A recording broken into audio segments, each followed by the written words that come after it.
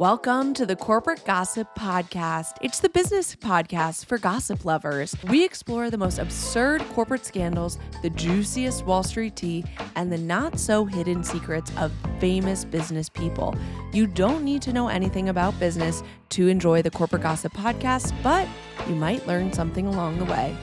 Today's episode is OpenAI and Sam Altman's sad sack band of goons. Speed. Welcome back to the Corporate Gossip Podcast. I'm your host, CPA Scorned, Becca Platsky. I'm here with my co-host and my brother, Data Analytics Playboy Adam Platsky. And it's the episode, you guys. It's the episode that we've known we've had to do for so long. And God, could it have been any more timely? There was a huge product drop last week, and everybody's talking about ChatGPT 5. Is it a flop? Is it the most incredible product that's ever seen the light of day? You know how we feel about it already, but let's go back. Let's understand the origins of this company. This is going to be the first in a series on OpenAI because the fact is, this episode is going to be a full-length episode and we are barely going to scratch the surface. There is too much to cover in one episode. And also, I would go insane if I tried to cover it all at once. So it's going to be a series of episodes. We're not going to do them back to back to back because we need to just take a breather, okay? It's just too much. So this will be the first of a series of episodes, and we're going to start with the main characters of OpenAI. If this podcast has taught us anything, it's that CEOs are people too. And we have to understand their motivations, their insecurities, their traumas to put their actions in context because oftentimes, believe it or not, they're kind of not using their strategic brains to make decisions, and sometimes they can get a little hysterical. The main character of the story is obviously Sam Altman, but we're also going to dive into, for you brain-rotty kids out there, the NPCs. Who are the other people that exist in the world? Who influences him? What's the drama in the executive ranks of OpenAI? We're going to get into some family drama too. And that way, when we get to the part of the episode where he's suddenly ousted from the company as CEO and almost immediately reinstated, and there's rumors of a coup within OpenAI, and then you have these series of easily avoidable and extremely salacious scandals that plague the company after he's back as CEO, you get the context. It's kind of like with Scandival. If you didn't understand the context, you wouldn't have had any idea why it was such a big deal that somebody cheated on a show that's full of cheaters. But you have to get the 9 seasons before that to truly understand. You know, we're going to try to pull a handy Howie Mandel over here. Right, Howie Mandel. That's some niche content. Yeah, but we know you guys like it. So in future episodes, we will cover more in depth, for example, the environmental cost of AI, the human cost of the technology, the decisions that Sam Altman is going to make and is making to exacerbate them. Some say for his own gain. You'll get the context. And I hope that this episode, as many of our episodes do, helps you lift the veil a little bit because I think that OpenAI in particular is like a very Ozian company. What do you mean by that? Like Ozzy Media? No. Like the Wizard of Oz. Like these people are just so smart and they understand a world in a way that we don't. Peter Thiel, Sam Altman. It's possible that this is a massive scam and it's just built on hype and a wish. And I think for that, if that's the case, for that to be possible, there needs to be, you know, a boogeyman like there is in Oz. There needs to be this incredible, like, pedestal upon which they stand, and you need to not look behind the curtain because if you look behind the curtain you realize that they're just making it up as they go and crossing their fingers, and I want you to see that the guy that's running this hugely influential technology is just another adult loser like us, right? Who isn't always making decisions based on science or business or to benefit humanity. He has his own set of motivations, sometimes good, mostly bad. And he uses them to make decisions and then justifies them after the fact because he has, like Wizard of Oz, a massive communications team that supports his every decision and spits out propaganda. So once you understand Sam Altman, I think maybe you want to take a beat next time you hear an announcement about OpenAI. because once you realize his patterns, you're going to be able to see them going forward. And I think it's going to give you a little bit more power as a consumer. And maybe you just ask a few more questions. And I know, by the way, before we get into the episode, I know I did promise you a conversation with our startup correspondent / crypto boy toy. Aaron Cohen. Because of a scheduling conflict, we weren't able to get him in the studio. So he will be back soon. And like I said, this is going to be a series, so I'm sure we're going to have him back on soon. But we just could not make it happen this time. So let's get into what OpenAI is.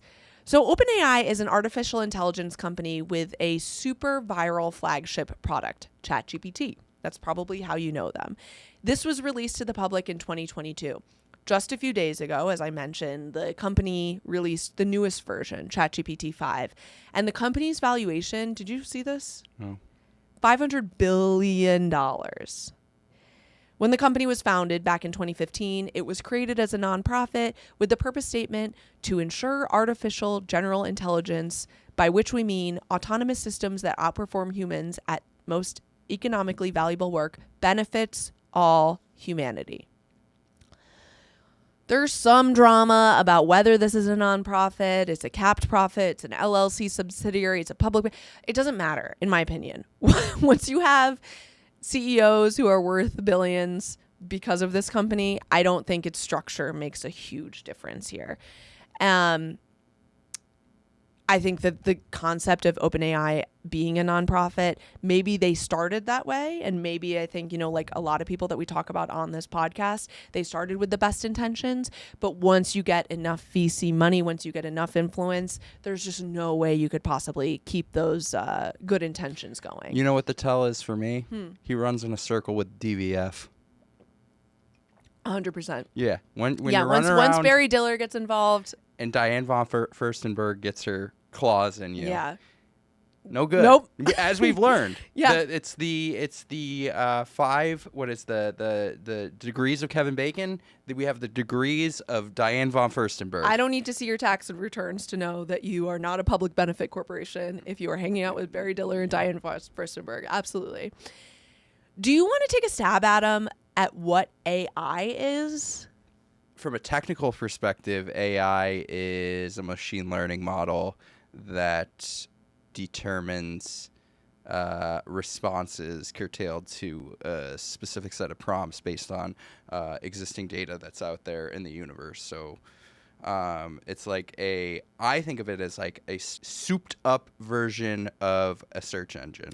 So I will say I talked to Aaron about this, and he had a really great analogy or a really great description of it, which is AI, you ask it a question and it scours the internet and it predicts based on all of the information on the internet what you would most like to hear back, right? And I think the key here is in some cases, maybe most cases, it doesn't actually know what it's saying.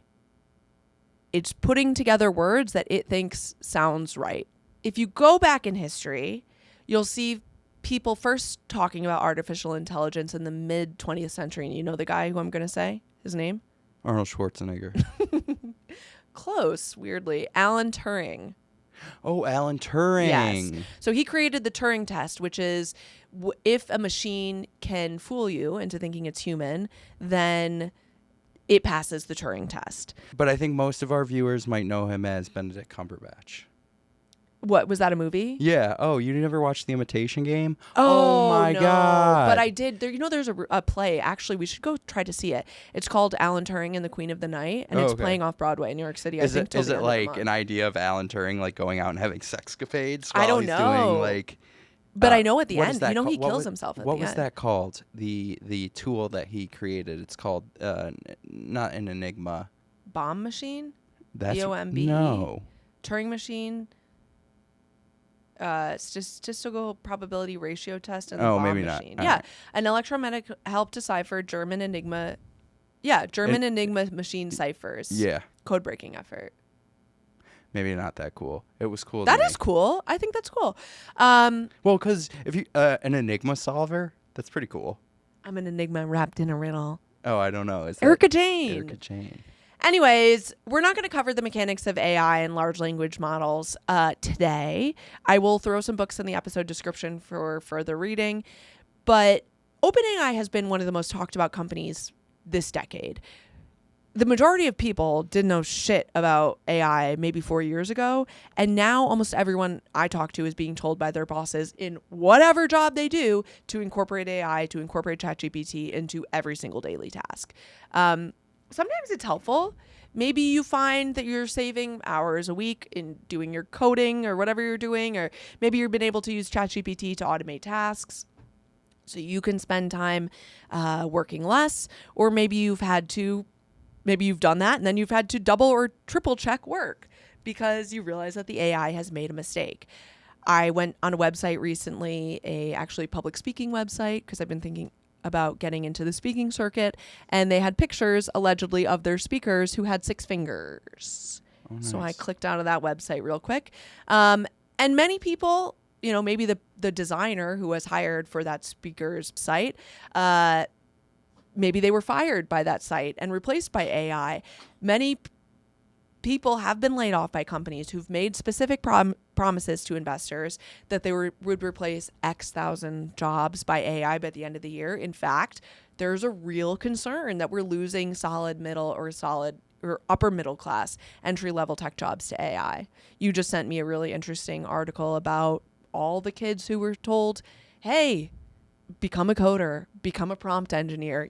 You'll definitely get a job. And now they're working at Chipotle. Yeah. Where'd that girl? She graduated from Columbia? It was a good school that she graduated to. In case this is the first episode that you're listening to of this podcast, how are your general feelings of AI? Scale of 1, extremely doomer, or 10, extremely optimistic? I'm on a spectrum between 3 to 1, and when I get to a 1, I have to breathe. Yeah. I'd say I'm 2. I'm not like completely going crazy, but I have to pull myself back from the edge a lot. Here's my take. I think AI is giving big Dust Bowl. Do you mind if I talk about the Dust Bowl for a minute? It's your podcast. I actually promised my listeners that we'd get a whole episode about the Dust Bowl, but I'll put some book recommendations in the show notes, okay? Just a quick Dust Bowl aside. The Dust Bowl was, in case you don't know, it was the biggest ecological disaster in the U.S. of all time. It was a decades-long drought that killed millions of animals. It killed people. It kind of destroyed the Great Plains for about a decade. It was also one of the reasons for one of the biggest intra-country migration, when you had a lot of people who had moved to the plains who ended up moving to California, and those were called the Okies and the Arkies. Anyway, in the run-up to the Dust Bowl, when everybody was moving to the plains, there was this theory that that land was super unique, and it was an ecology that would be perfect for heavy wheat farming forever. People moved to the plains by the thousands. A lot of the immigrants from New York and the East Coast who couldn't find jobs, they were told, hey, go to the plains, farm the shit out of it.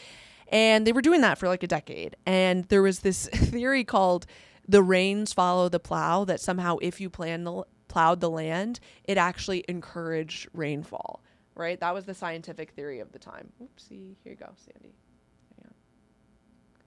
There were entrepreneurs called suitcase farmers who showed up in the spring and they would plant hundreds of acres of wheat, and then they would show back up to harvest it and sell and make an easy profit. And then we had 2 innovations that just blew shit up in a huge way. The first was the gasoline-powered tractor, and the second was the one-way plow. Gasoline-powered tractor, obviously much faster than using your own body or using a mule or using a horse. The second innovation was the one-way plow, or the disc plow. So normally you would use like a kind of like a fork almost that would turn the soil, but it was obviously a ton of friction. Disc plow was literally just a circle that you would cut a line in the soil and you'd be able to go much faster. You could pop in the seeds. Those tools were more efficient. They covered more ground. And the problem is, the backdraw is, the soil doesn't clump up as well. It kind of just leaves these tiny little particles of dust on top of the ground, which makes the ground very vulnerable during wind season, which is all fine and dandy when you've got lots of predictable rain, which for a while there was. And that is what caused the Great Plow Up. People plowed several states worth of land. But it doesn't work when there's a drought. And there was a big ass drought for several years. And the sheer scale of the land that was plowed up during using these one-sided plows left 300 million tons of dust. That's the amount of dust that was dug up to build the Panama Canal that lifted up to the sky and floated all the way to New York and Chicago in one day, in one dust storm. That was Black Sunday in 1935. And that dust continued to build up and continued to cover the plains for years. For 10 years, you had the greatest ecological disaster in American history, human created, that was only resolved through Franklin D. Roosevelt's Soil Conservation Corps and research into soil and farming best practices. To me, AI right now is in the great plow up period. We're building these huge data centers. We're using millions of gallons of potable water. We're drilling into the fucking aquifers. We're unleashing ChatGPT into every single workplace. People are using it instead of Google. It was the gasoline-powered tractors and the one-sided plow that enabled the scale of the farming, and that caused the Dust Bowl. My problem with AI is not the product itself. It's the scale. And sometimes I feel like a turn-of-the-century woman in an apron and a bonnet running around banging on pots and pans saying, guys, you cannot be scaling this fast, because the second things go bad, things are going to go really fucking bad. Like, there could be an ecological disaster and you could lose power and these data centers just keep humming along, which is already happening. There was a situation in Texas during Hurricane Harvey where a man moved his family into a data center because his house lost power. And hospitals had to move their patients, take their patients off fucking life support because they lost power during Hurricane Harvey and the data centers still had power. And that's not a problem unless it happens on a mass scale. We don't know what our drought might be, but the Dust Bowl wasn't the Dust Bowl until the drought came. And the part that's even scarier to me is the guys that are running these AI companies have the insight and the foresight of an old clump of dirt with eyes. And the lawmakers who are supposed to regulate them are either influenced by the money that these billionaires pour into their campaign, or they're so dazzled by Sam Altman's mind-bending charisma that they stop mid-sentence in a congressional hearing and just go, gosh, Sam, your eyes are so blue. What was I asking you again? Here's a quote from, you already know, the man we love to hate. Josh Hawley. No, sorry, the man we hate, period. And haunt for the rest of our lives. Orrin Hatch. Try one more time. I don't know. Melted Candle? I don't know. Melted Candle who repeats himself at graduations? Oh, Chuck Schumer. He went on to OpenAI. He went to OpenAI in 2019, went to a town hall meeting, and he said, you're doing important work. He said to employees, we don't fully understand it, but it's important. And I know, Sam, you're in good hands. Good, soft hands. Hasn't worked a day in his life. Look at how many polo shirts that man is wearing. Oh, my God. I saw that picture. I was hoping you were going to mention that picture. If you're wearing 2 polo shirts, green and red, Christmas colors, there's not going to be a callus on those hands. To be fair, that picture was taken in 2004. Did you ever wear double polo shirts? I was not old enough to catch on that. Yeah. I just want to say, before you judge this picture, that was a cool look. The coolest, most fashionable girl that I knew in high school wore 2 polo shirts. 5 years later, those same employees that Chuck Schumer was talking to would revolt. They would show us the depth of how much U.S. lawmakers, quote, didn't fully understand OpenAI. Are you ready to dive in? Yes. Anything else you want to say before we get started? I disassociated for a little bit. I was thinking about Farming Simulator when you were talking about the Dust Bowl, and I was wondering if I got enough friends on my Farming Simulator to, and we could create our own Dust Bowl. Does the simulator know about the Dust Bowl? I was just going to say, what was that game that got really popular during the pandemic? Farm with Friends? Farming Simulator. People. Yeah, I know, but there was like a game, live stream it. Right. Oh, but that wasn't during the pandemic. That was like early. Okay, yeah. I don't think my roommate in college did that, but I don't ever remember her. Will you tend to my yield? Yeah, doing a farm Dust Bowl. Yeah, I think it was farm level. Something like that. Yeah. The Corporate Gossip Podcast is an independent podcast that runs ads from listeners just like you. Here's one. If you live in Chicago, if you're planning to be in Chicago, if you like history, if you like walking, if you like having fun, I think I pretty much captured everybody, then you would love Brick of Chicago neighborhood walking tours. These tours have been consistently voted some of the best tours in Chicago, and they only just came in second place to the Architecture Riverboat Tour, which, if you've been to Chicago, that's like the most famous tour in Chicago. Brick of Chicago tours are led and developed by architecture historian and photographer Will Quam, and they're designed to help everybody see the beauty and design of buildings and spaces of all types and sizes. I actually follow Brick of Chicago on Instagram, and I didn't know bricks could be so interesting. Tours run every weekend and cover 11 different neighborhoods across Chicago's north, south, and west side. You'll learn way more about brick than you ever thought possible and have more fun than you'll expect. But you'll also learn about history, city planning, urban design, and you'll pick up some old gossip too. I know you guys are going to love that. After a Brick of Chicago walking tour, you'll never look at the city or the humble brick the same way again. Come see what the city is made of. And if you want to go to a Brick of Chicago walking tour, you can go to www.brickofchicago.com or click the link in the show notes. I know next time I go to Chicago, that is the first thing I will be doing. And that's regardless of whether Brick of Chicago paid for an ad on this podcast or not. I was planning to do it anyway. But now, hopefully, I'll be able to meet up with some Corporate Gossip listeners while we do it. All right, you ready for Corporate Gossip number 1? Yeah. Sam Altman becomes Peter Thiel's hairless cat in his sweaty underground lair.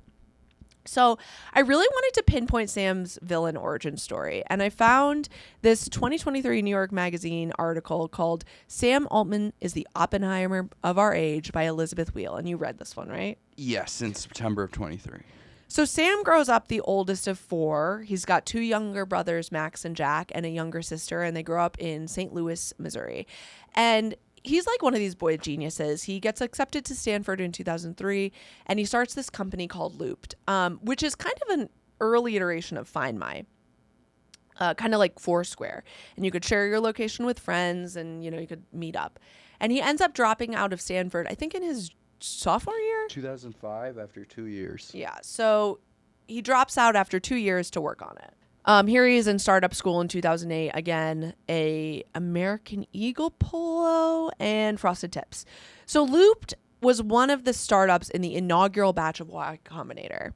And I don't think we've ever discussed this organization explicitly on the podcast, but it's basically the startup accelerator in Silicon Valley. Do you want to add anything more about Y Combinator? So some of the companies that have been a part of Y Combinator, or YC as it's affectionately known, are Airbnb, Dropbox, Stripe. I think the total companies that have come out of Y Combinator aggregated are valued at over $65 billion. Damn. I actually would have thought it would have been more. I would have thought it would have been more too. Tons of unicorns, right? And it's founded by a guy named Paul Graham and his wife, Jessica Livingston. So let's talk about Paul Graham. Paul Graham loves Sam. And again, one of the other things that I talked to our startup core and Aaron about, and he kind of clued me in on, is Sam didn't found the most successful company in Y Combinator, but for some reason, Paul Graham loved Sam. When you'll find out shortly that Sam ends up taking over Y Combinator and becoming Y Combinator president. And a lot of people were surprised because Loop wasn't that successful. Go ahead. Total value of YC companies exceeds $600 billion. Oh, yeah. I thought that was a little low. Yeah, 600 makes a little bit more sense. Yeah. So, and Sam's company Looped ends up only selling for $42 million in 2012. So I know that sounds like a lot, guys, but in terms of Y Combinator, it's not like super successful. In fact, you might have reason to believe that Sam could be embarrassed by that exit. But Paul Graham absolutely loves him. Here's a quote from him about Sam. He says, "You could parachute Sam into an island full of cannibals and come back 5 years and he would be the king. Sam is extremely good at becoming powerful." Paul Graham's interesting because he talks about Silicon Valley being a meritocracy, and obviously like he would be the king of that meritocracy. But he also goes on to drop this brain buster. This is from, by the way, the book Empire of AI by Karen Howe, which we read for this episode, and I'm sure we're going to continue to reference in future episodes. So here's Paul Graham. Graham defended YC for not having any female founders, but said that most women had not been prepared from an early age to succeed as a tech entrepreneur. Ooh. And after analyzing the performance of applicants in Y Combinator interviews, for which he is the deciding factor, he identified 30 or 40 factors, including, get this, a strong foreign accent, that were predictors of failure when candidates exhibit several of them together. This was not a flaw of YC's evaluation system, but rather an important data-driven signal, he said. He said, you know what's crazy? I notice when a guy is wearing really tight khaki pants, they just tend to do better in our program. I don't know. Somebody look into that. What does his wife think about his feelings about women? That's a great question. Here she is in the picture. I mean, she's right there. With all the young men in the Y Combinator. Yeah. So, yeah, I don't know. I mean, she's was not reached for comment, I guess, by this author. So, through Y Combinator, Sam gets sucked into this super insular startup fraternity of those early classes. So that includes Brian Chesky of Airbnb, Emmett Shear, who ends up being the first CTO of Twitch, the founders of Reddit. These are his buddies, okay? And they will defend him in these SV circles throughout his life. His other mentor, who we've talked about at length, is Peter Thiel, who's kind of collecting at this time the young lost boys of Silicon Valley. You remember around the same time what he did for Mark Zuckerberg? Bought him a car. He bought him an Infiniti SUV. And he's really influencing the thinking of a lot of these guys at the time. Remember, like, most of them are in their early 20s. And if you've ever been in your early 20s, you remember, like, you're smart enough to make your own decisions, but you're still naive enough to think that the people in your immediate vicinity are always right. You know, if they're older than you, they must be right. Think about the way that you thought about your bosses at the time. Right. And so when he's 20... he's learning about Peter Thiel's business philosophy, which was, quote, competition is for losers. Monopolies are good because monopolies are much more stable, longer-term businesses. You have more capital, and it's symptomatic of having created something really valuable. It's also really symptomatic of having bribed the government, but sure, Petey, whatever you say. Oh, and here's another quote. And remember, he's telling this to kids who probably took one history class in college, and if they're anything like Mark Zuckerberg, don't read. He says, quote, in the U.S., we had 200 years of unrivaled economic growth. We had 200 years of territorial expansion. We had 100 years of new technology really working, and people were mostly pretty happy. And now we don't. I think that was fed into the AI that made the Prager University content. Who was pretty happy, Pete? Who? This is key, okay? He also disparages any innovation that, quote, has great benefit to consumers, but doesn't actually help the people who started these companies. As an example, he gives disk drive manufacturing. He says, quote, if you have a structure of the future where there's a lot of innovation and other people will come up with new things in the thing you're working on, it's hard to read his quotes sometimes, he concludes, that's good for society, but it's actually not that good for your business. That quote is funny to me because it kind of shows Peter Thiel's core belief when it comes to him and his founders, which is, I deserve to make money, and I'm fine to do it at the expense of the customers. But Peter Thiel and his band of boy pests take it one step further because they'll also use lobbying and they'll use political influence and tens of millions of dollars into the campaign of people like J.D. Vance, for example, to hamstring the government so they can make as much money as possible. It's just fuckery all the way down. And then he'll say stuff like, I'm the one solving hard problems, and the people who I'm working with are solving hard problems. Well, it's not really hard if you're cheating, Pete. So that's our Sam Altman mindset. You know, I control the rules, I reap the benefits. But what about the Sam Altman behavior as he's becoming more and more connected, as the investors are heaping more money at him because he's so hardworking? And I'll also add, did you watch any videos of him? Yes, I did. If you met him on the street, how would you describe him? Awkward. But not like intimidating in any way. Oh, would you no. assume he's a bad guy? No. He's just like a sweet He's a Midwestern guy. gay man. I come into my home. Would you say evil Pete Buttigieg? Ooh, evil Pete Buttigieg. Well, I mean, no, because if he told me about his politics, I would say, oh, okay, this guy seems like he's got a good head on his shoulder. Yeah, okay, all right. Now that I know everything I know about Sam Altman, I do think he's evil Pete Buttigieg. But so he seems like a sweet guy. He's got these gorgeous blue eyes. He is a hard worker, and we know that investors at Y Combinator love it when you do stuff like eat so much ramen while you're working at Looped that you gave yourself scurvy. Scurvy from ramen? You know investors would go to fucking half chub? That's fucking crazy. They love that shit. They're like, make yourself poor, literally kill yourself, and that we're going to give you more money. Despite, or perhaps because, scurvy can cause mental impairment, at least according to the National Institutes of Health. He's making life a living hell for his coworkers at the time. Here's a quote from the book, Empire of AI. Twice during his time running Looped, senior leaders at the startup approached his board and urged it to fire Altman, according to the Wall Street Journal, leveling 2 accusations that would follow him all the way through his brief ouster at OpenAI. One was his tendency to operate for his own gain rather than the company's, and at times even at the expense of the company. The other was his seeming compulsion to distort the truth. The latter was harder to pin down. He sometimes lied about details so insignificant that it was hard to say why the dishonesty mattered at all. But over time, these tiny paper cuts, as one person called them, led to an atmosphere of pervasive distrust and chaos at the company. Have you ever been friends with someone who's like a compulsive liar? No, I haven't had the pleasure. I have. One of my friends in college was a compulsive liar, and it was really disorienting. And I remember confronting them about it, and I was terrified, and they admitted at the time to being a compulsive liar, and they said that they would be better, and they just couldn't break the habit. And I kind of felt bad for them because I honestly didn't think that they wanted to do it.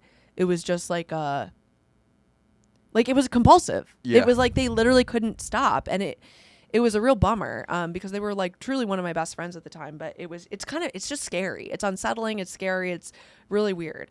Paul Graham makes Sam the president of Y Combinator, okay? Because he's a hard worker and he has scurvy. And this is from a New Yorker article. Did I send you this one? Sam Altman's Manifest Destiny? No, I okay. didn't get this one. So here's a quote.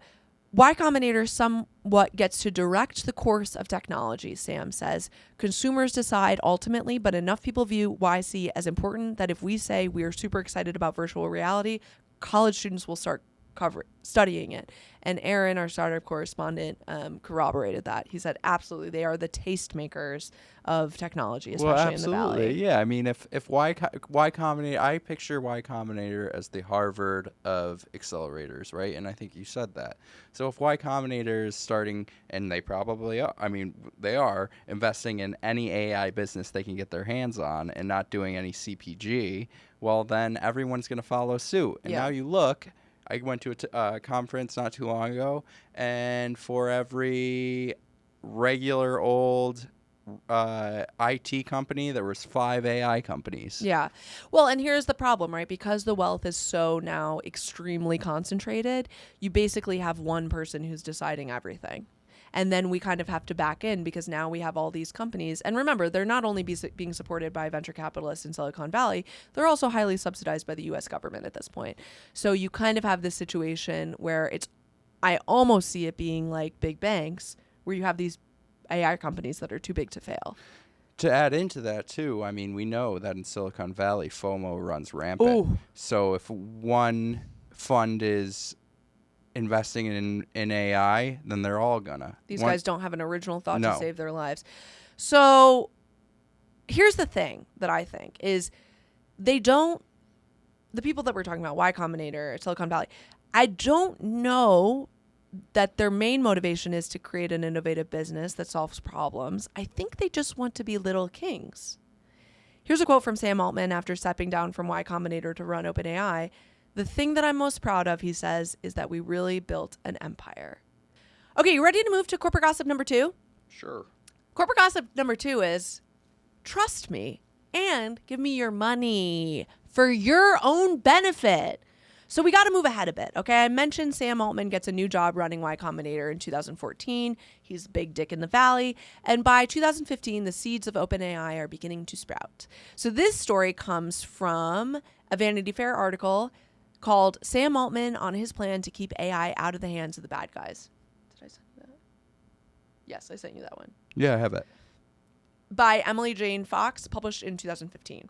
So in December of that year, Elon Musk, Sam Altman, Peter Thiel, Reid Hoffman, Jessica Livingston, I mentioned her as the Y Combinator co-founder, and other investors announced the founding of OpenAI with the mission statement that I'll repeat here: a non-profit research venture aimed at developing digital intelligence in a way that will most likely benefit humanity. I wish that they would have been like, most likely. That's like preponderance of the evidence, right? So that's 51% chance. Most likely. Or so the founding team of OpenAI was handpicked by Sam Altman, and I have this picture, sad sacks, clockwise from upper left. We have Elon Musk, Sam Altman, Ilya Stutzkever, and Greg Brockman. Okay, we're going to call him Ilya, but I think I got it right. The time that binds all of these main characters is that they think that AI is going to have a huge impact on society, like electricity level, right? And that's why, at least in the beginning, they make a big show of creating OpenAI as a open source organization for the public benefit of humanity, which is like, great, what a mission. Can you explain to the public then what you mean by that? And here's an excerpt from the book where author Karen Howe asks Greg Brockman, what do you mean by that? And keep in mind, this is in 2019, 4 years after they founded. They had 4 years to figure out this answer, and maybe should have been prepared. But I want you to imagine that you're sitting down, and here's the answer, okay? This man is being paid multiple millions of dollars. She asks, can you give me an example of a technology where the benefits have been successfully distributed? Well, I actually think that it's interesting to look at even the internet as an example, he said, fumbling a bit before settling on an answer. There's problems too, right? Anytime you have something super transformative, it's not going to be easy to figure out how to maximize positive, minimize negative. Fire is another example. It's also got some real drawbacks to it. So we have to figure out how to keep it under control and have shared standards. Cars are a good example, he followed. Lots of people have cars, benefit a lot of people. They have some drawbacks to them as well. They have some externalities that are not necessarily good for the world, he finished hesitantly. His eyes lit up with a new idea. Just look at utilities. Power companies, electric companies are very centralized entities that provide low-cost, high-quality things that meaningfully improve people's lives. But Brockman seemed unclear about how OpenAI would turn itself into a utility, perhaps through distributing universal basic income, he wondered aloud. Perhaps through something else. He returned to the one thing he knew for certain. OpenAI was committed to redistributing artificial general intelligence benefit and giving everyone economic freedom. Oh, I don't know. We're going to give everybody money. Sound good? Can you get off my fucking back now, bitch? I'm literally falling off the ground onto the floor. Like, I am inside this chair right now. I have taken ketamine and have melted. Like, did that make any sense to you? No. When does it, though? When they're doing these things and they're just talking on and on, they don't know what they're saying. They're just like, popping externalities there, popping fancy word there, make some weird eye contact. Yeah, people think I'm a genius. I'm going to give everybody $1,000, okay? So shut up. I think that this is what happens when technology executives exclusively go on podcasts and don't talk to real journalists, and they're never being pushed, and the podcast guys are just like, huh? Yeah, totally. Well, they're not. I was thinking about Farm Simulator. Yeah. Well, they're never being pushed on ideas. It's just yes people. And then when they're with people who can actually push them on ideas, it's a dick measuring contest. The way I read this article from 2015 was like, hey, they realize the implications of AI, And I think this was an effort for them to be like, hey, everybody don't worry. We got this, and we know how important this is, and we know the implications of it, and government, don't think about intervening. Yeah. We can govern ourselves. And we're pouring $1 billion into this because we know we have responsibility and we have accountability. We got it. We got it from here, boys. AI will solve climate change. AI will make people healthier. On healthcare, Brockman says, look at how important healthcare is in the U.S. as a political issue these days. How do we actually get treatment for people at a lower cost? That's not going to be solved by AI, Greg Brockman. It's called Medicare for All, Greg, you fucking idiot. Here's Brockman. My friends are getting stinking rich. From why don't you zip your pie hole, dummy? So why, Greg, should we trust you guys with this powerful technology if you can't even articulate how it might benefit us all?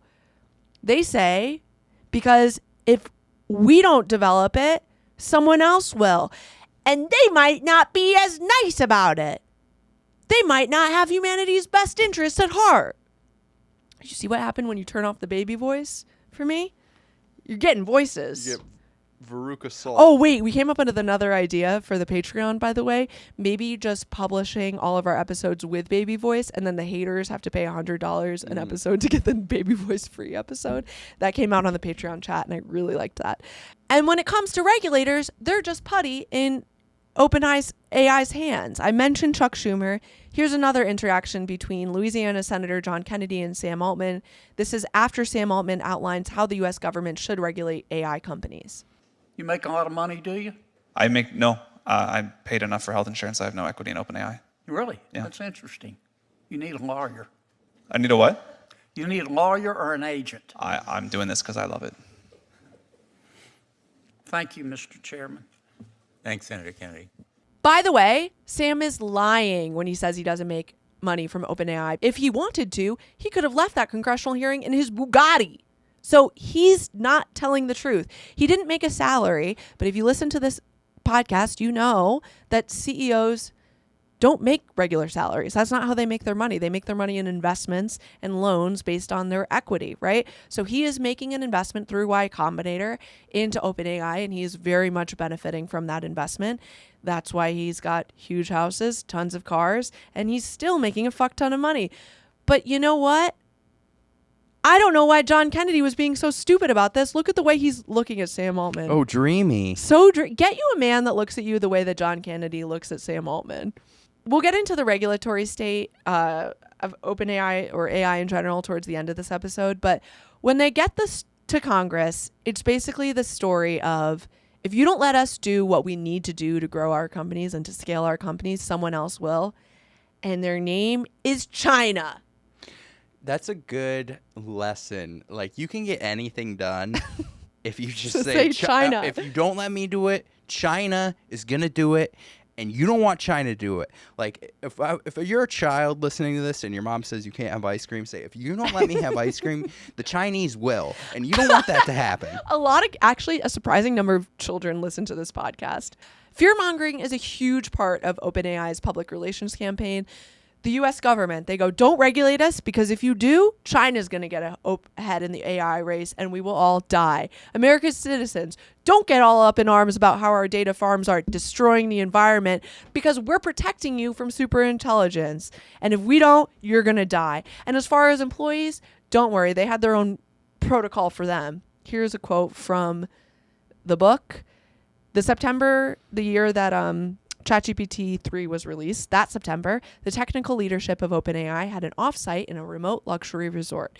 On the first night, everyone gathered around a fire pit on the rear patio of the hotel. Let me know if you relate to this part. Closing my eyes. Okay, senior scientist. Now look down. You're dressed in a bathrobe. You're flanked the fire in a semicircle.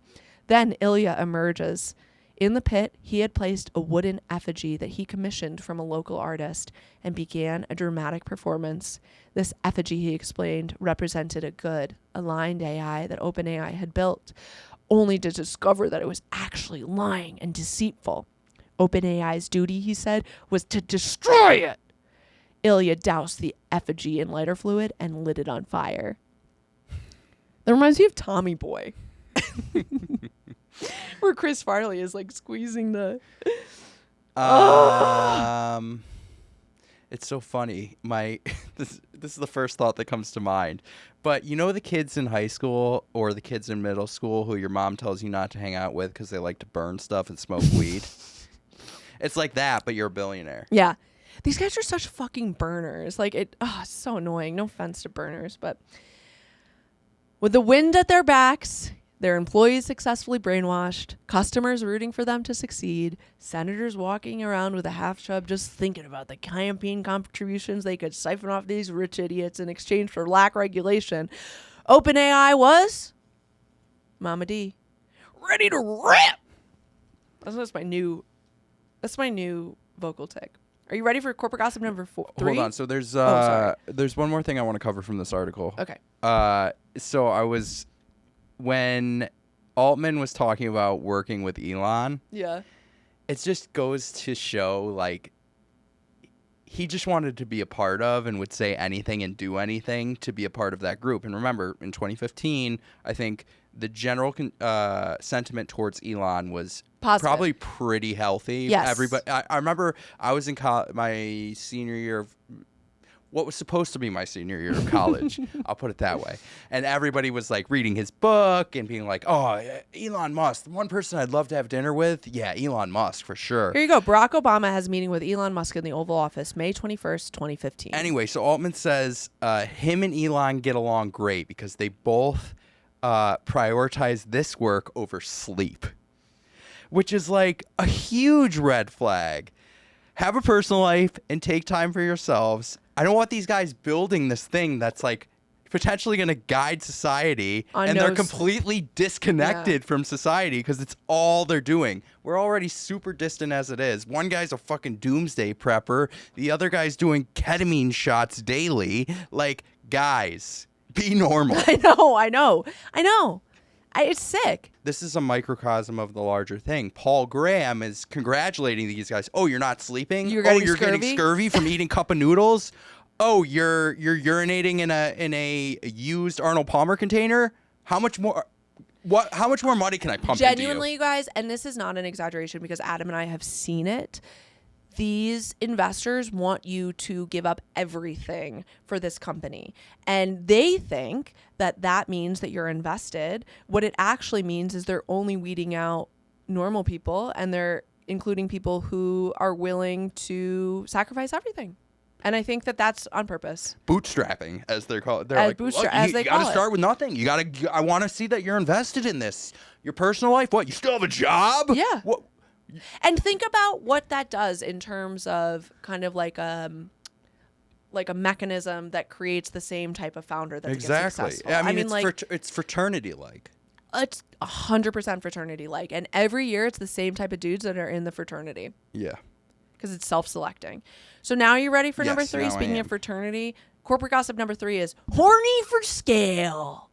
So by 2019 to 2022, OpenAI had created the perfect environment for themselves to scale. They had done the watering, and now the weeds were sprouting. Here's a quote from Sam. Building AGI that benefits humanity is perhaps the most important project in the world. We must put the mission ahead of individual preferences. They got Reid Hoffman on the board at the time, and you know what that means. Master of scale, Blitzscale! Reid Hoffman. Blitzscale. Yeah, if you want more about Reid Hoffman's blitzscaling follies, check out our Jewel episode, but effectively it's more! He's like a used car salesman. That's the strategy. Integrate AI into everything. Medicine, media, middle schools. Keep the cost low, keep it accessible while it's being subsidized by venture capital money. Then once everyone is dependent, turn up the cost. It's the Uber model. While they're growing, they're also turning up the pressure. Right? Ilya burns a goddamn effigy in front of the fire, and Sam Altman tells employees, quote, "We must hold ourselves responsible for a good outcome for the world. If an authoritarian government builds AGI before us and they misuse it, we will have failed." You better work or we're all going to die. Your family's going to die. Everyone you love is going to die. And it's your fault because you didn't come to work jail.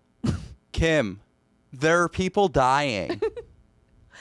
Can you imagine? Like, that's sleep deprivation for you. When you don't touch grass, when you're only hanging out with people who are in the Silicon Valley ecosystem and hanging out with Peter Thiel, who has a bunker, and most of these guys have bunkers, and you're so paranoid, you actually start to think that if you don't build this app, the world's gonna end. And it's your fault. I'm so excited in the Patreon to talk about the bunkers and stuff. Yeah. Yes. So the after show, we'll talk more about the bunkers, but it's seeping into their brain chemistry. Here's a little teaser for you. Ilya talks about what he should do if his hand got cut off to be used in a palm scanner to unlock doors in OpenAI. They've got a bunker. They want to see how much it would cost to have a server room reinforced so it could withstand machine guns. Mm-hmm. There's so much to unpack here. Imagine putting that pressure on yourself. I mean, I go insane trying to get an episode out every Friday. Imagine if I didn't, I just said that the world would end. I mean, that's it. Honestly, borderlines on like obsessive, like compulsive thoughts. You know what's crazy is that Vanity Fair article that you had referenced earlier from 2023. The person who is basically stroking Sam Altman's ego on a stage, mind you, is Jack Kornfield. And Jack Kornfield is this huge mindfulness, meditation, Buddhist guru who I've is never heard all of about him. being level-headed. The reason I know this is because my therapist has been trying to get me into mindfulness and meditation for over 10 years. And he loves Jack Kornfield. So I listen to Jack Kornfield in my headphones when I do meditation. So when I saw his name, I was like, what the hell? But this is not the actions of a person who meditates daily and touches grass, nature, right? And this is just not... He's not a disciple of Jack Kornfield. Yet, Jack Kornfield, in this Vanity Fair article, is just stroking Sam's ego. Here's one thing you'll know about Sam Altman. He, from what everybody can tell, he says exactly what you want to hear. He tells you exactly what you want to hear. So I bet you Jack Kornfield was told, because he's a smart guy, Sam Altman. He's definitely a smart guy. He's very well read. He knows all the right words, and he's probably making it look to Jack Kornfield that he's doing all the right things because he's very much a people pleaser. He very much wants to be liked, and people like him. And I wouldn't be surprised at all if he fooled Jack Kornfield. Yeah. So which is kind of, I think, says a lot about how good he is if this guy is as good as you say. So the goal for all of this, if he is, listening to Jack Kornfield and he is a mindfulness and meditation expert, which Sam Altman probably will say he is that all of his decisions should be coming from a level-headed place where emotion is not playing into it, and you can kind of make all these decisions in your life from a completely not disconnected state, but level state. See, I think that's, I don't know, whatever. I think that's crazy. I don't think that's possible. But it's the goal is to not have so much emotion not be drive like a decision. actively cortisol running through your veins. So fear-based decision. Right. Okay. Got it. Is or I think all of his out of decisions, insecurity, right? I think. But I'm telling you, if he's doing that and you're trying to do what's the next right thing, right? Not just for me, but for everyone around me. From what I can tell. Do no harm. That's Buddhism, right? Right. From what I can tell, all of Sam Altman's decisions are based on fear and insecurity. That's what I'm saying. So it's just an interesting dichotomy. Yeah, it is. That's really interesting. So let's move forward to when ChatGPT is released in 2022, and they actually had no idea it was going to be as big of a success as it was. And you'll remember that was around Thanksgiving, and it was all anybody was talking about. Sam's behavior at the time starts to become a little strange around that time, and they strike a big deal with Microsoft. I think Microsoft invested like $10 billion into OpenAI. There was a team of people who felt at the time that the release was too rushed. They skirted some of the earlier rules about safety. there was this instance where Greg Brockman's brother got access to ChatGPT 3 API to use in his video game company. And this wasn't supposed to happen, but the API was able to, users were encouraging it to create child sex abuse material text, and it was doing that, right? And it should not have been doing that based on what they said it was, what it was capable of and what the rules were. And some colleagues on the leadership team described the way that Sam Altman moved around this deal as manipulative, gaslighting, and psychological abuse. Those colleagues who said gaslighting and psychological abuse were Daniela Amodi and Dario Amodi. They were siblings, and they went on to quit OpenAI and start the AI company Anthropic.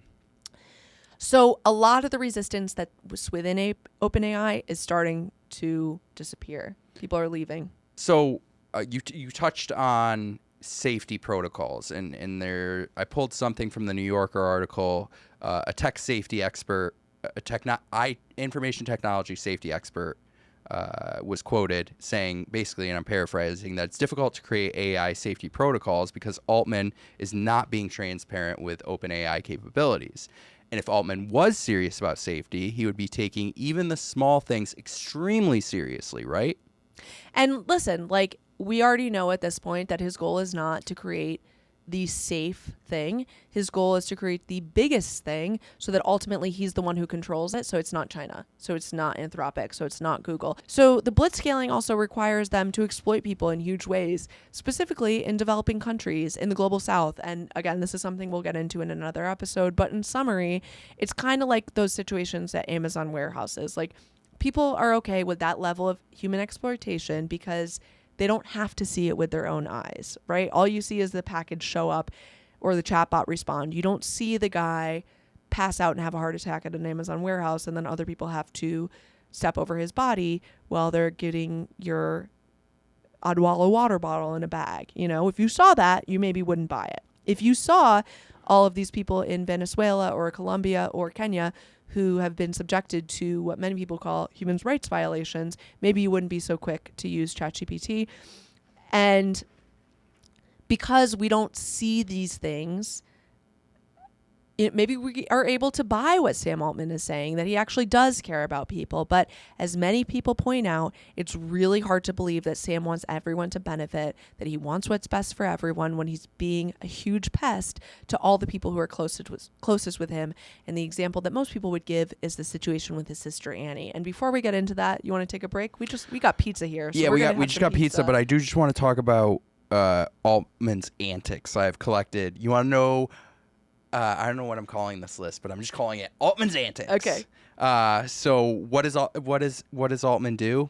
Withholding information from the board, misrepresenting or lying to the board, inaccurately describing safety precautions, minimizing his actions as not being a big deal, and then the board described the conditions as an unworkable environment. We're going to get into all of those in detail once we come back from the break, but good teaser. All right, we're going to eat some pizza and we'll be right back. Corporate Gossip Podcast is an independent podcast that's supported by ads from listeners just like you. Here's one now. NeuroRenew Physical Therapy and Wellness offers expert care for every stage, every ability, and every body in motion. The business is run by Beth Popolizio, and she offers tons of different services like physical therapy, which includes manual therapy, task-specific training, gait training, and balance retraining. Another service that's offered is wellness services, which is a comprehensive approach to enhancing your overall health and fitness, whether you're supplementing ongoing physical therapy or you're wanting to boost your general well-being.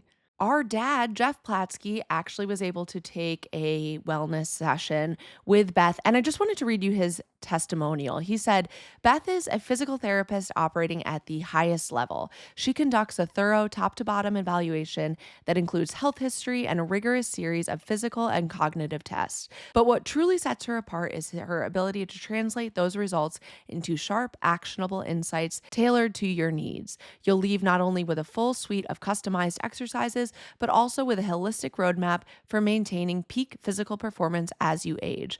Beth's thoughtful expert guidance makes her an invaluable partner in long-term wellness, and I know he had a lot of fun doing the session too. Beth also offers care consulting, which is expert guidance to navigate complex medical or progressive conditions. So no matter where you are on your health journey, you can probably benefit from talking to Beth at NeuroRenew Physical Therapy and Wellness. You can find her at neurorenewpt.com. That's NeuroRenewpt.com, or by clicking the link in our show notes. All right, you back? Hang I'm on. back. All right, we're back. We are fed, energized, ready to go. So corporate gossip number 4 is skeletons in the closet and trigger warning, allegations of sexual assault. So about 10 months after ChatGPT is released, Sam Altman becomes a household name, and this article comes out in the New York Magazine. It's called Sam Altman is the Oppenheimer of Our Age, and it's by, I want to make sure I get the Elizabeth Wheel. I'm sorry, I actually already talked about this article up front. But this article comes out. So Elizabeth Wheel, for the first time, really dug into Sam's family. His mom and his brothers are doing great. They've got nice houses. They're benefiting from Sam's success. I think at some point his 2 younger brothers actually worked with him on his various projects. His dad actually died of a heart attack in 2018, right after Sam took over OpenAI when Elon Musk stepped down. A lot of people said he was really struggling to cope at the time, and we have talked about CEOs who kind of suffer traumatic losses or deaths in the family, and like they kind of struggle, but the one thing that they do is turn back to work, and unfortunately a lot of times they make life miserable for the people around them.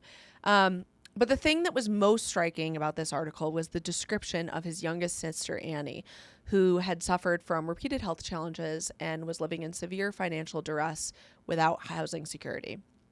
Sam's and his sister's accounts differ. There's a lot of conflict here. There's triangulation between family members. The fact that Annie did need the money from the family because she wasn't able to have a job because of mental or physical health challenges, but she also worried that they would like use it to control her. Between 2018 and 2021, Annie's life bottomed out. That was a quote. She faced housing insecurity, food insecurity, health insecurity. She turned to virtual and I think physical sex work to pay the bills. Annie alleges that after starting down that path of sex work, it kind of like brought up a lot of memories that were resurfacing about Sam sexually abusing her as a child. And there is a therapist, I don't know if it's in the article, but at least in the book, Empire of AI, Karen Howe talks to Annie's therapist. I think she was seeing 2 different therapists at the time to kind of like corroborate her story.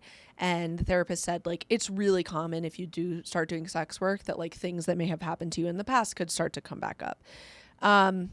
If this is true, I don't know what the appropriate thing is to say, assume it's true. I mean, obviously you want to believe victims, but at the same time, if it is true, I think it's all alleged. It's alleged, but if it is true, it also means that like if Sam is a kid when he's abusing his sister, who's also a kid, I would have to imagine that would mean that Sam is very likely also a victim of abuse, because generally learned behavior. You don't do that as a child unless that's happened to you. So like, and even if it didn't happen as a child to him, if he's doing it as a kid again, something is going on, right? Something wrong is going on if he is perpetrating that. So it's like, this story is very difficult for me because like Sam's a kid too. Like this is all awful. But one thing that's interesting about this story is contemporaneously, when it's coming out, Annie's tweeting about this, newspapers are starting to pick this up, and Sam goes out of his way to try to smear Annie's reputation. He says she has borderline personality disorder. Now, the author, Karen Howe, reached out to Annie's therapist, looked through the notes. She was never diagnosed with borderline personality disorder. I'm not sure where Sam got that. And Sam sends out OpenAI's chief communications officer to talk to the author about Annie's mental health. That doesn't seem very level-headed. Why is that in her job description? So the author sits down with the chief communications officer, whose last name is Wong. I didn't write down her first name. And she says, I don't think I'm stepping out of turn here by saying that Annie has mental health challenges. And by the way, the author notes that at this point she had not brought up Annie at all. She's just like unprompted. She goes on. Annie has some good days and some really bad days, and the family is trying very hard to strike a balance between protecting her and not enabling her. Here, she reiterated the point for emphasis. Notice the family hasn't put out any public statement denying what Annie has said. It all comes back to protecting Annie. Like, this is an A-B conversation, lady. CCO your way out of it. CCO your way out of it. That's good, Adam. And also, like, why would you think that any self-respecting journalist would take what the chief communications officer has to say? Like, have you even met these people? So this is from Empire of AI. Annie's story deepens the dueling portraits that people paint of Sam. He is at once generous and self-serving, agreeable and threatening, a benefactor for so many people, and the source of great personal pain for others. Someone who projects sincerity and altruism in public, but reveals a more complicated calculus through his behaviors behind closed doors. Someone who can give and take away, leaving many with an impression that they are part of a larger game of chess for which only he can see the full board, and the end game is to preserve his power as king. Thought that was really profound. Mm-hmm. One thing that Aaron brought up again in our conversation that I hadn't noticed was in a letter or a statement that the Altman family had published about Annie. They signed it Max, Jack, Sam, and Mom, right? So the rest of the family all signed basically saying these allegations are untrue. Annie is mentally ill. You know, don't listen to what she has to say. And he brought up a good point that, like, we don't know whether the family is just trying to protect their own wealth at this point. Like, has Sam told them, if you guys don't agree with me, I'm yanking the bank on you guys too? Mm-hmm. I don't know. He certainly has leverage over them. Yeah, it's definitely a thought. I mean, it's kind of crazy. And it's like, you got to wonder, especially the way that listen, I've said it before, like, the way that you act in real life is the way that you're going to act at work. Like, you cannot sever your personality and become a completely different person. So that's why, like, the things that happen outside of you carry inside and vice versa. I have a hard time believing that if he's gaslighting, manipulative to the people that he works with, that he wouldn't also be that way with his family of origin. Another kind of sad part of this story is Annie said, I don't know if it came up in this article, but she had said, like, her dad was like the one person that got her and the one person who was her supporter. And when he died, it kind of, like, you know, Sam has also talked about that time being like the worst time in his life. But, like, for her, she's like, I lost my protector and the rest of the family's against me. Annie ultimately filed a lawsuit against Sam in Missouri earlier this year, 2025. She just turned 31, and I guess the statute of limitations is 10 years after you turn 31. Sorry, 10 years after you turn 21, or when you're 31, the statute of limitations expires for a sexual assault case from when you were a kid. So she filed it basically right at the deadline. She suing for damages of $75,000, which I think is the minimum that you can ask for in these cases, which makes you think, like, she's not really here for the money. She just maybe wants to be heard, or at least that's what she wants to, like, convey with doing it that way. Seriously, right? Yeah. So what do you think about all this? She also wants a jury trial, which I think is quite interesting because it's like she wants the evidence out there. She wants a jury of her peers to decide whether he's liable for this or not. Yeah, it's tough. It's really, really tough. I mean, you know, certainly all family dynamics are different. I think it's difficult to see somebody you love and you grew up with go through something hard, and, like, to me it's like, yeah, I'll just throw money at it. Like, I have the means to give you the best mental health that money can buy. Right. But his sister doesn't really want that. She does just want kind of, it sounds like it just needs to be like, what she's looking for is some kind of back to accountability, to, like, work through. Let me pause that. She does want that. So there was a time when Sam was paying her rent. There was also a trust that she was given from her dad. But I do think there is some, like, hey, Max and Jack have great financial stability. Mom has great financial stability. Where is mine? And, like, clearly she's struggling so much with housing insecurity that she's turning to sex work. I think it seems like what she wants is no strings attached. Yeah, no strings attached. And I think her family is wanting from her perspective, again, her family is wanting to control her, use this therapy program, go to this institution, and she doesn't want that. She's like, I just need to be supported. I know it seems like she's an artist. She's like, I want to do my art, and I just want to live my life away from you guys, but I cannot get a job like a normal person. Yeah. And the family the family is trying to control them. So they what they should do, and this is what's recommended in these situations, is just like let the person do what they need to do. Like you kind of just have to give up your control, right, and let the person individually. Who's they recommend it? I would say mental health providers or mental health. It's like Al-Anon stuff. Yeah. Right. Yeah.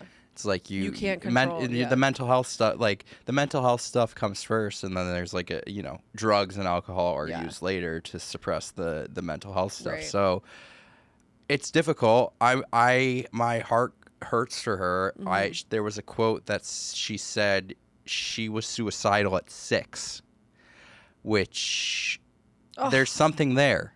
There's something there, and obviously there's what was alleged, but no kid should come out of the womb and be in their family environment, and you're a child, you're 6, and to be suicidal, to even have those ideations is really, really sad. All right, let's move on to a different topic, shall we? Corporate gossip number 5 is, who knows? Sam might be a shitty person, but we know for sure he's a shitty manager.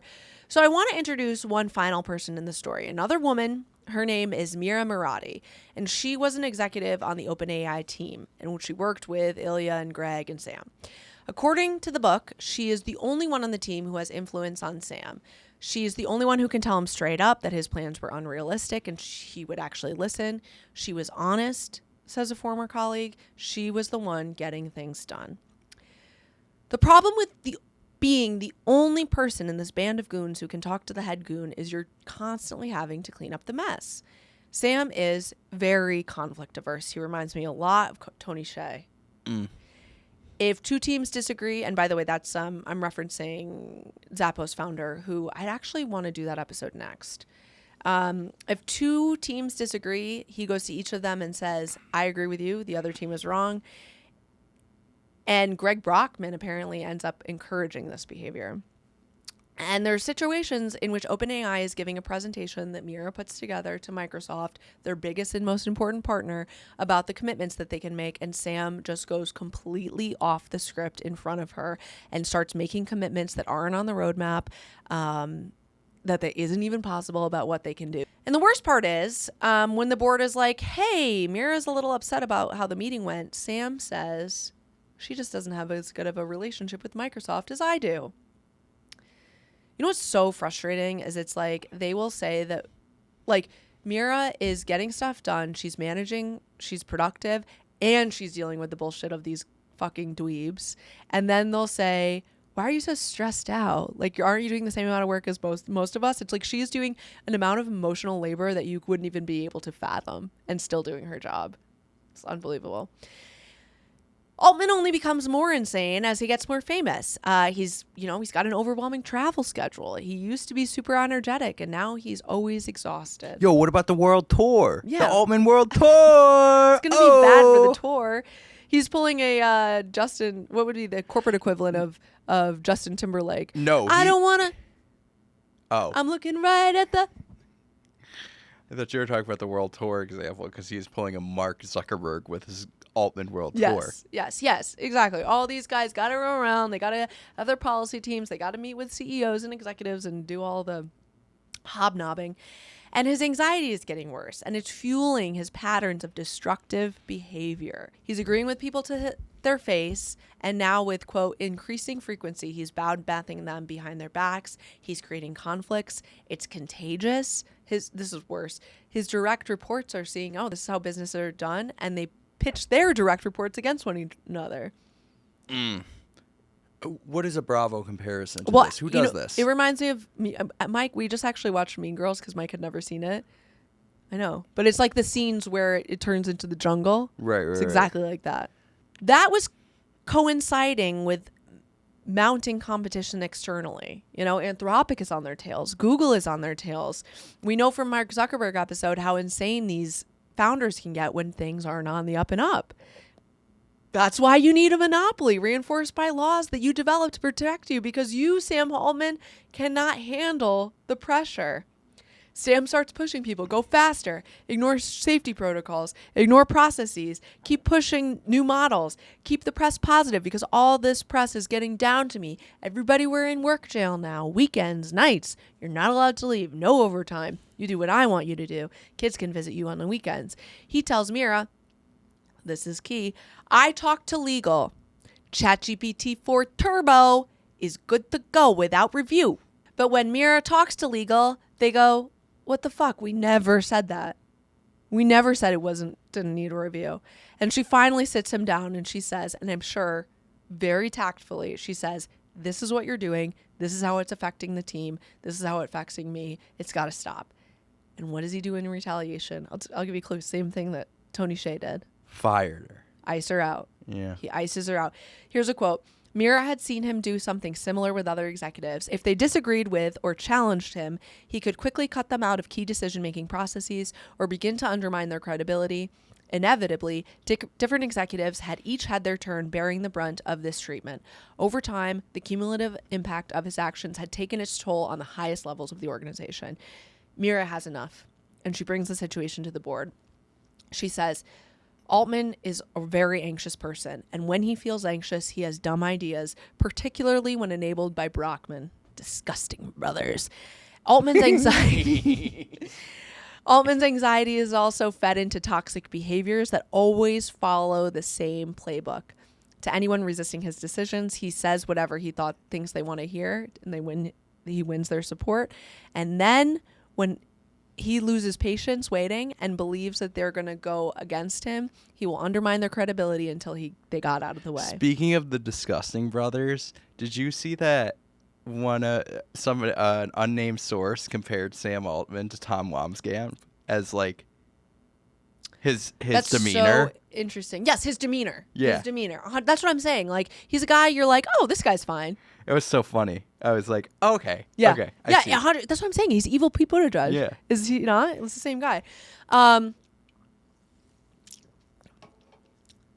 sure. No, it seems like your fucking corporate life is very charmed. Have you ever worked in a toxic environment? Oh, me? Yeah. Toxic. Oh, yeah, I did work. Oh, yeah. Super toxic Yeah. environment. It's exhausting. Like, I will say I cried. The times that I've been in the lowest in terms of my mental health was when I had, and I hate to say it, but I've said this actually just on Nora's podcast, Nora McInerney, I was on, thanks for asking, a couple weeks ago. And I said, some of the most toxic environments I've been in, women bosses who I believed in and who I thought I had a good relationship with, and then ultimately they turned toxic and it felt like such a betrayal. It was awful. It was awful. Awful.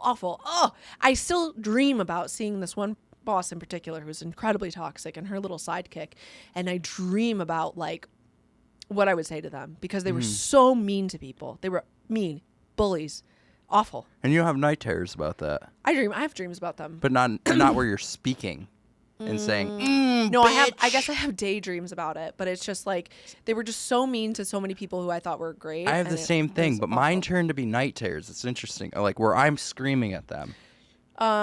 Apparently your night terrors actually a lot of people related. They also have night terrors. Yeah. So but a lot of people said they didn't want to pay to hear them. Well, it's unresolved trauma. As I'm saying, I'm a work in progress. Jack Cornfield hasn't solved me It's yet. true. It's really hard to get work done when you're in a toxic environment, and especially if they are doing the most Lord's work, the most important work on the face of the planet where everyone else dies. And imagine you're in a toxic environment.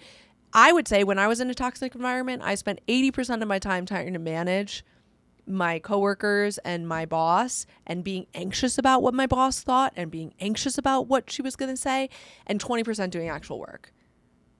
You cannot get work done. You just feel awful. And Ilya snaps. And remember, he has fully uploaded his brain to the Matrix at this point. He's worried about the way that AGI will impact humanity. And now he's wondering, I told everybody that if we don't reach AGI, then we all die. And Wait. now I don't even know if we can do it. And if we do it, should Sam be the one that gets us there? And then he had the Family Matters moment. What was that? Did I do that? Did I do that? Yeah. Shit. I enabled a psychopath. He goes, 3, 2, 1, 1, 2, 3. What the heck is bothering me? Sam is being cuckoo crazy. Mira and Ilya agree. I don't think Sam is the guy who should have the finger on the button for AGI. Ready for corporate gossip number 6? Yes. Who said this? I don't remember. I'll insert it maybe in post. Fame is a mask that eats the face, by John Updike. With ChatGPT's monstrous success, Sam is peaking. He is Time's 2023 CEO of the Year. Working at OpenAI, according to the book, is the ultimate social currency in Silicon Valley. Like, they're probably going to which strip clubs? You know what? I did not go to a ton of strip clubs in San Francisco. Really? I wasn't running with that crew as much, but I was hitting. But you know them, don't you? No, I was really a part of the bar scene there.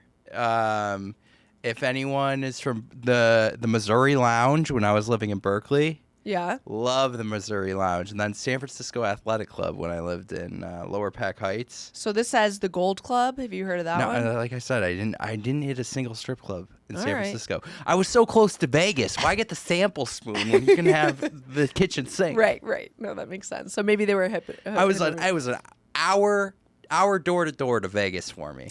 If you were in San Francisco in 2020 at any of the strip clubs, I guess you know Well, what I had to though? wear my mask. I was gonna say Give me your thong. I'll put it on as a mask. safety first. Ilya describes OpenAI at the time inside the kingdom. Things are falling apart, and he describes OpenAI as a directionless, chaotic, and backstabbing environment where people no longer had shared information or a shared foundation of trust to agree on critical decisions on how to move forward.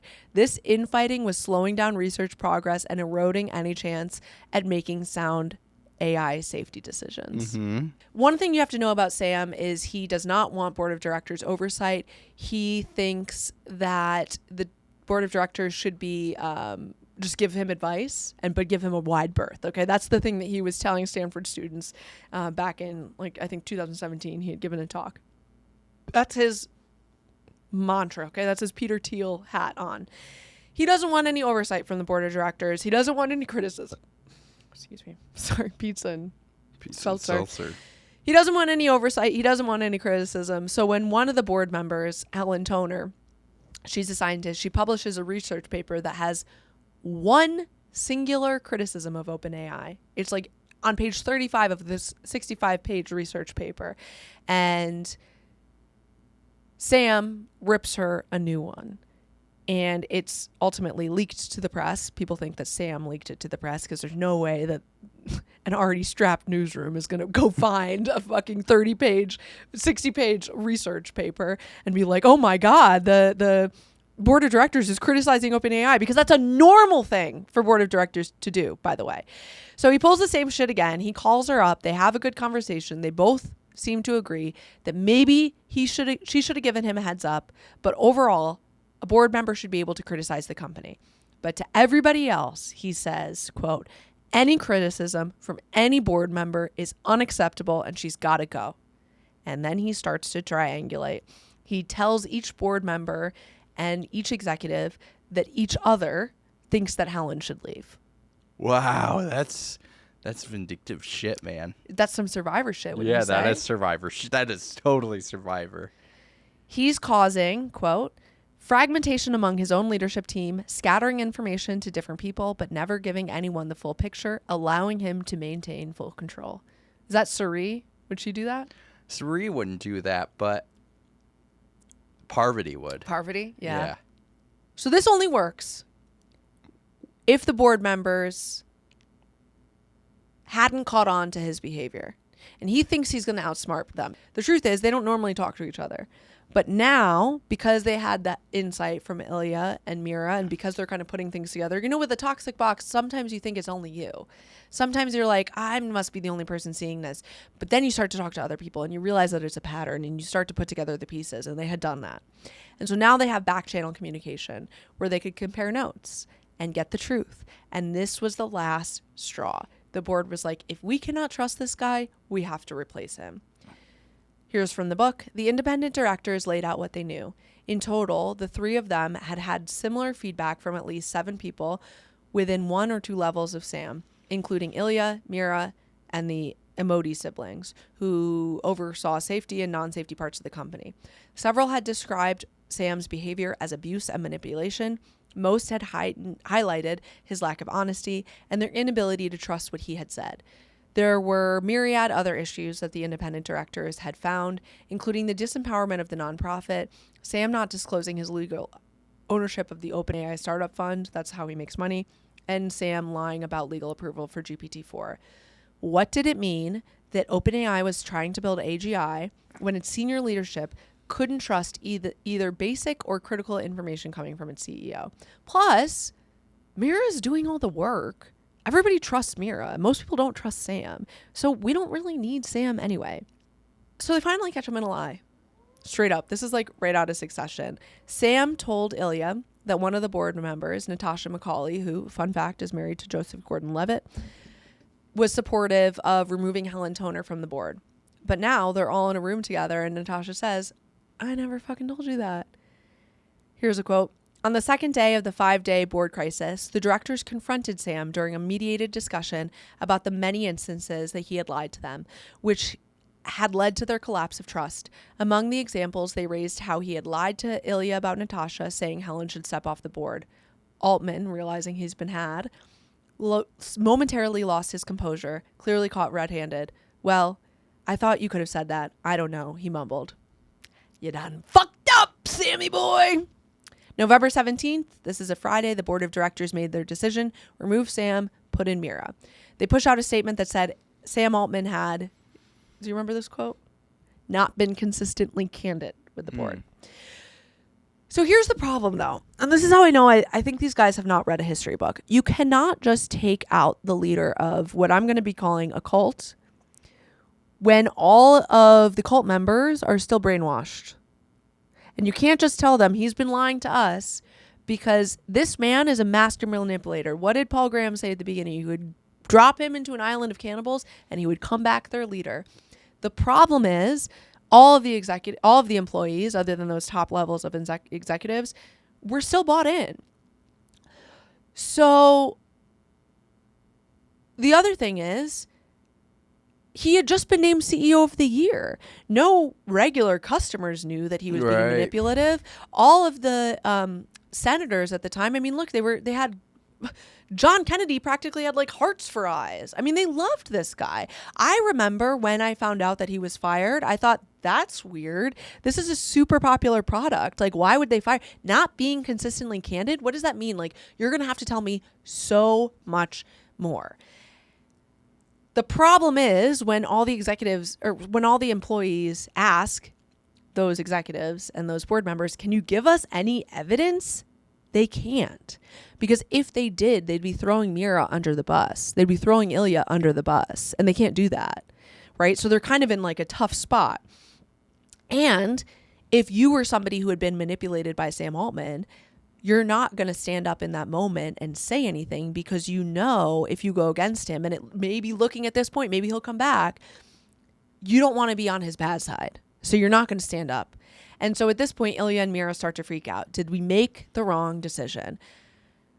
I don't think, here's what you think, I don't think they made the wrong decision. I think they're just bad leaders. I think they're just, they didn't think about the consequences. Yeah, I think you got to lay it out there. You can't be afraid of looking bad. Listen. Look, like my man Omar says, you come for the king, you best not miss. Aaron said the same thing when I talked to him about this. Yeah, it's absolutely right. So I guess if you were in the mafia, what would be the way to go about this? Oh, I don't know. Because this is very mafia-esque, right? Yeah, I mean it's a coup, right? Right, but you need some. You need yeah, some I think you soldiers. just gotta air it out. You gotta put it. To me, it's like you gotta communicate it down, Yes, so that the first. soldiers are Yes. aware and are aligned, right? And then when you give the announcement, they all go, "Yeah, this is a good idea. yeah. Trust me." Yeah, Yeah, you're absolutely right. Greg Brockman quits in protest. Employees sign letters saying they're going to quit if Sam isn't brought back. And remember, these guys have money on the line, right? All these companies, Microsoft, Google, are coming to OpenAI trying to poach their best employees. Without those employees, the company is going to be a shell of itself. And all of that equity that all of these employees have in the company is worthless. So Mira finally relents. She says, fine, I want Sam back. The whole company is going to collapse now. Here's a description about what happens next from the book. Employees put together an open letter protesting the board's decision, threatening to quit. Mira signs the letter. Under an onslaught of questions, the Ford board members repeatedly evaded making further disclosures, citing their legal responsibilities to protect confidentiality. Several leaders grew visibly enraged. You're saying that Sam is untrustworthy, a vice president of global affairs said. That is just not our experience with him at all. And at this point, this is important, all the other employees who left the company in frustration were quiet. Nobody comes out of the woodwork and says anything to corroborate the board's allegation. All of the former employees who might have quit because they weren't unhappy with Sam were silent. Remember that fact. Jason Kwan, the chief strategy officer, upped the ante. It was, in fact, illegal for the board not to resign because if the company fell apart, it would be a breach of the board members' fiduciary duties. So a couple days later, the board announced that Altman would be back. The 3 independent board members who were in the meeting when they confronted Sam about his lies would go. Sam Altman did concede to an independent investigation, and Sam was back.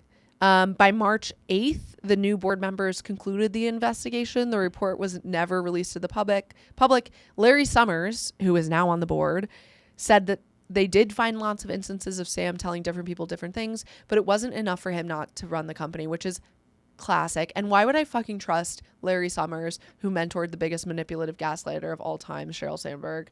And also, of course, if you weren't there and you're looking at the individual instances, you're not going to think it's that bad. It's all in context. That's how abuse works. And this is the cursed selfie of Sam Altman returning to OpenAI like a fucking idiot. So now Sam is back at the top. The company is filled with loyalists, and Sam goes on a victory tour. OpenAI is still struggling internally, but the more challenges they faced, the more Sam would, quote, overcompensate with public declarations of his extraordinary success. love bombs. Corporate love bombs. Yeah. And keep that in mind when he's telling you that ChatGPT 5 has PhD level intelligence and it cannot solve a simple math problem. It was becoming a pattern. If Sam was being brazen and boastful, most likely it meant something wasn't going well. And things were not going well. There was the Scarlett Johansson lawsuit where OpenAI basically uses a copy of her voice after she declined the offer to work with the company to build a voice chat. They asked me to. They wanted to just do full baby voice. Full baby voice. The New York Times copyright lawsuit. News was pouring out about the OpenAI's environmental and humanitarian exploitation. That was when the article came out about the thousands of Kenyan workers who had been basically working in slave-like conditions to train the data for this model. And at this point, inside the cult of OpenAI, when everyone else is against you, you stick together even more. It's us against the world.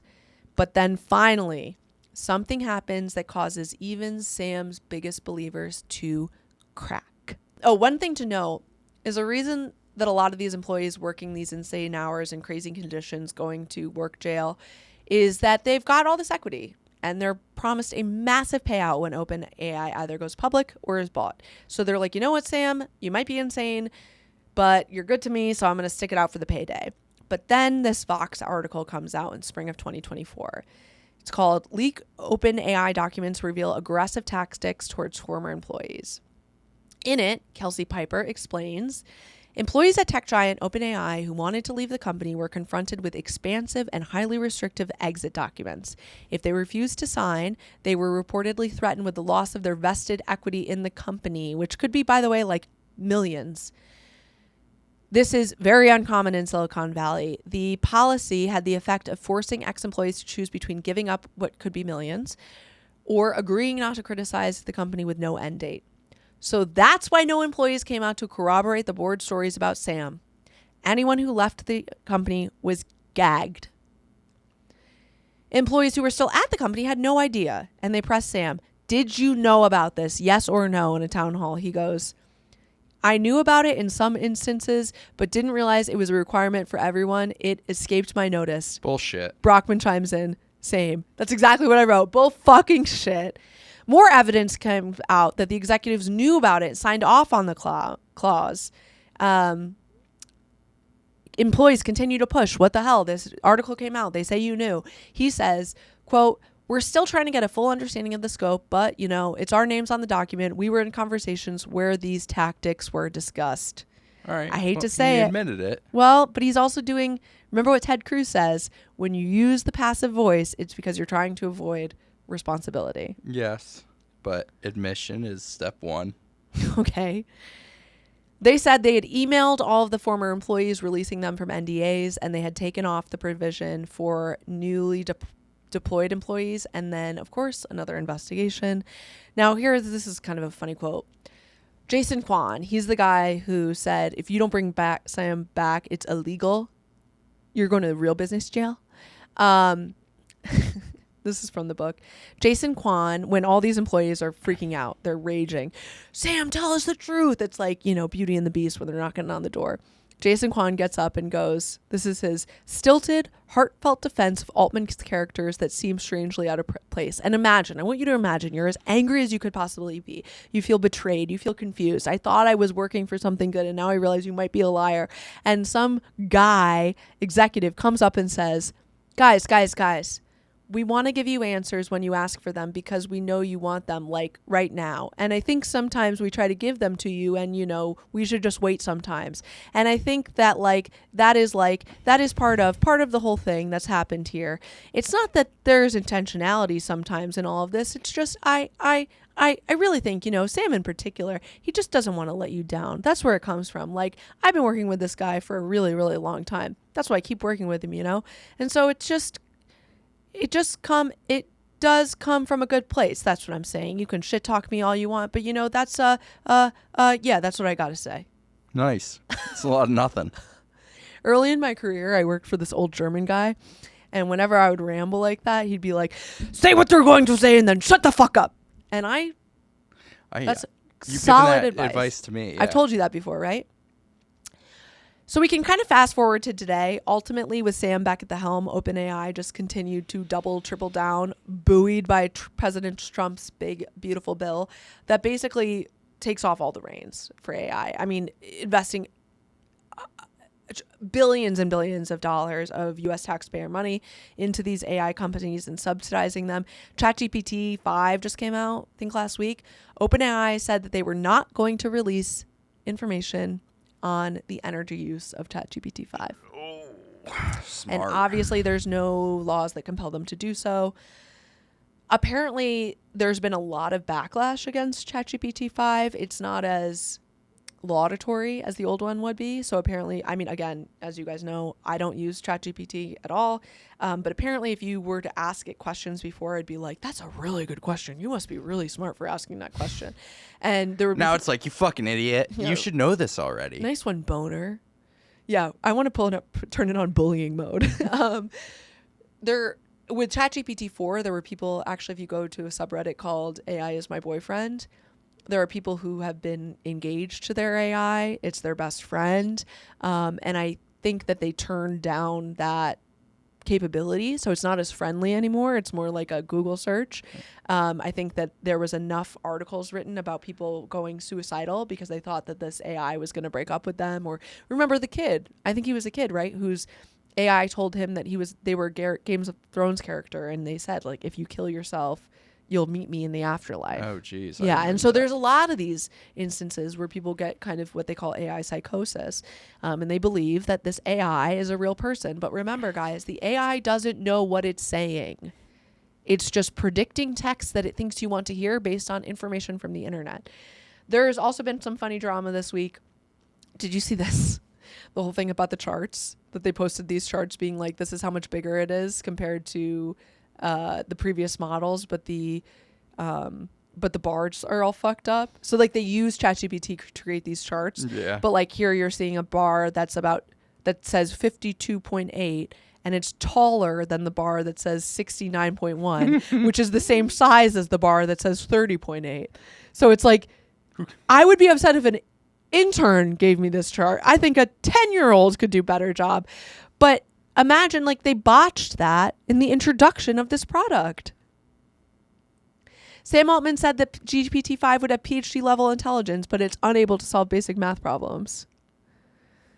Altman also has a new company that uses eye scanning orbs to detect if you're human or not. We're actually going to cover that in the after show.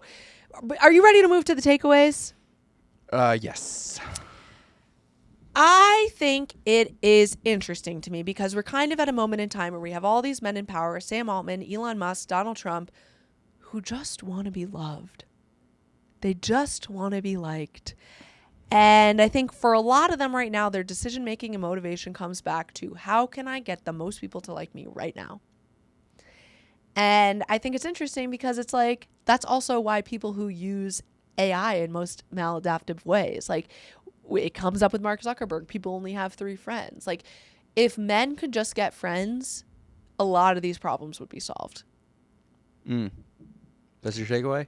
Well, I just think Sam Altman ultimately, like, he's lying and he's trying to grow and build this empire because he wants to be as good as, he doesn't want to disappoint Peter Graham. Like, he doesn't want to disappoint his, Aaron mentioned that Paul Graham is basically a father figure to Sam at this point. And I think he probably has a big motivation of like, I don't want to disappoint dad. So I know it always comes back to this, but I really do think he doesn't want to disappoint his male mentors. And I think that's what it comes down to. I think for all this lying and empire building, because ultimately that's what this book was about. I don't know that Sam Altman cares that much about AI in particular. He cares about building an empire. He cares about being in power. Yeah. He cares about collecting followers. He idolizes Napoleon. I mean, it's just so obvious. It's so simple. That's my takeaway. Okay. What's your takeaway? I'm thinking about what needs to happen to make me less angry, less scared of AI. And for those things to happen, essentially OpenAI we need to cut the head off the horse. And that is like a complete house clearing. So Altman's got to go. Sam Altman has given us no reason to believe anything he says or believe that he's going to do anything that is for the common good. Since ChatGPT has been released, I think the way you put it, where it's like, if you become so dependent on ChatGPT, your brain will be atrophied. That's the way it's going to work. And eventually, guys, they're going to start wanting to make money on this. And also, they're going to start putting advertisements on there. I'm on calls right now to talking about GEO, which I think is like generative engine optimization. Well, like search engine optimization. Exactly. Yeah, you don't think that you're going to start to look up a history fact and it's going to subtly, about an aviation history fact, and it's going to subtly giving you an advertisement for Delta? I mean, you guys, like it's going to, the only motivation here is profit.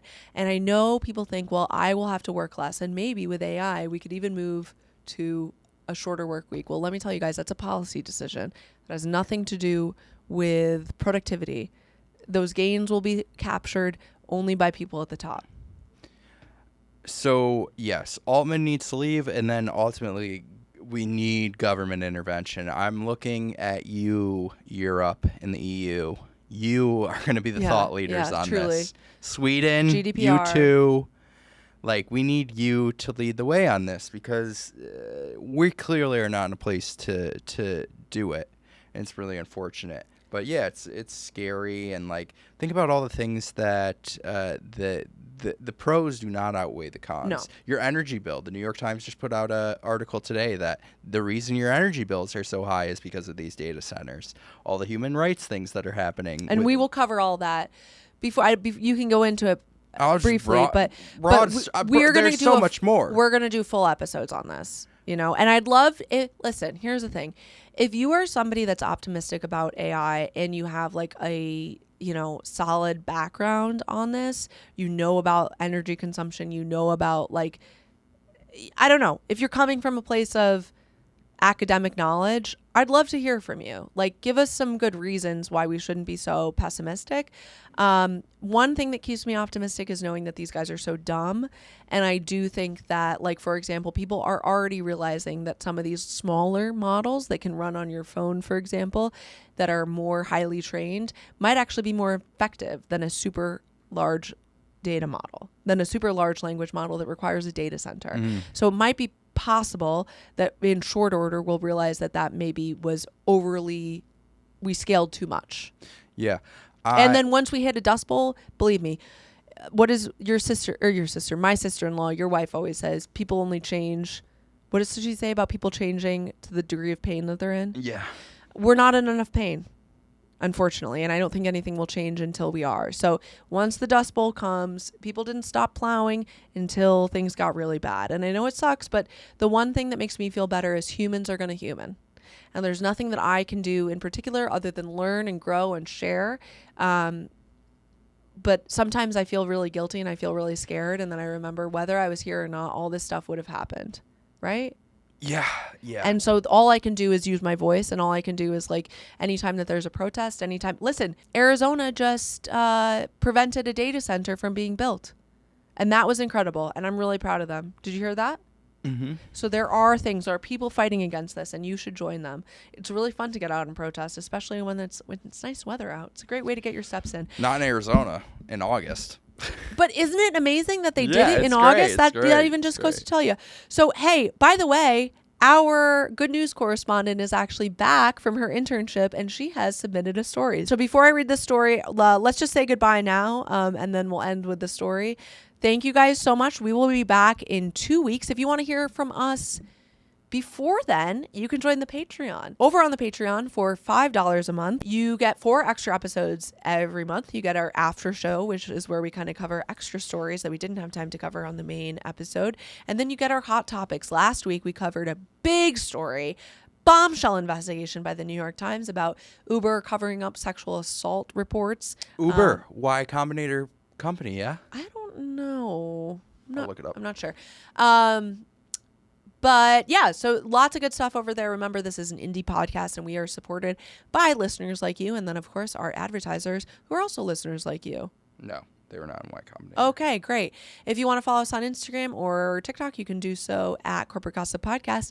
And if you want to feel a little bit better, listen to this story from our good news correspondent, Elizabeth Liu.